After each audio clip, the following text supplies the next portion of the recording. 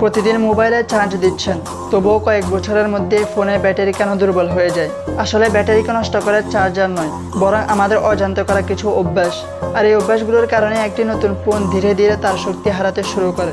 অতএব নিজের শখের ফোন হারাতে না চাইলে ভিডিওটি সম্পূর্ণ দেখার অনুরোধ রইল, কারণ এই ভুলগুলো আমরা প্রতিনিয়ত করে যাচ্ছি, যা আমাদের প্রিয় স্মার্টফোনকে ধ্বংস করে দিচ্ছে।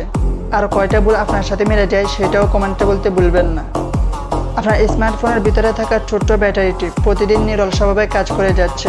কল, মেসেজ, ভিডিও গেম সব কিছুর শক্তির উৎস এই ছোট্ট অংশটি। কিন্তু সময়ের সাথে সাথে এর ক্ষমতা কমতে থাকে কেন? এর উত্তর লুকিয়ে আছে ব্যাটারির ভিতরে রসায়নে। আধুনিক স্মার্টফোনে ব্যবহৃত লিথিয়াম আয়ন ব্যাটারি প্রতিবার চার্জ ও ডিসচার্জ হওয়ার সময় ক্ষুদ্র রাসায়নিক পরিবর্তনের মধ্যে দিয়ে যায়। এই পরিবর্তন ধীরে ধীরে ব্যাটারির ধারণ ক্ষমতা কমিয়ে দেয়। তবে স্বাভাবিক ক্ষয়ের চেয়েও বড় সমস্যা তৈরি করে অতিরিক্ত তাপ। যখন ফোন দীর্ঘ সময় গেম খেলে গরম হয়, রোদে থাকে অথবা চার্জে থাকা অবস্থায় ভারী কাজ করা হয়, তখন ব্যাটারির ভিতরে রাসায়নিক উপাদান দ্রুত ক্ষতিগ্রস্ত হতে শুরু করে। আরেকটি সাধারণ ভুল হলো সারা রাত চার্জে রেখে দেওয়া। যদিও আধুনিক ফোনের চার্জ নিয়ন্ত্রণ ব্যবস্থা থাকে, তবুও দীর্ঘ সময় 100% চার্জ অবস্থায় থাকা ব্যাটারির উপর অতিরিক্ত চাপ সৃষ্টি করতে পারে। বিশেষজ্ঞদের মতে ব্যাটারি সবচেয়ে স্বস্তিতে থাকে যখন চার্জ সাধারণত 20% থেকে 80%-এর মধ্যে রাখা হয়।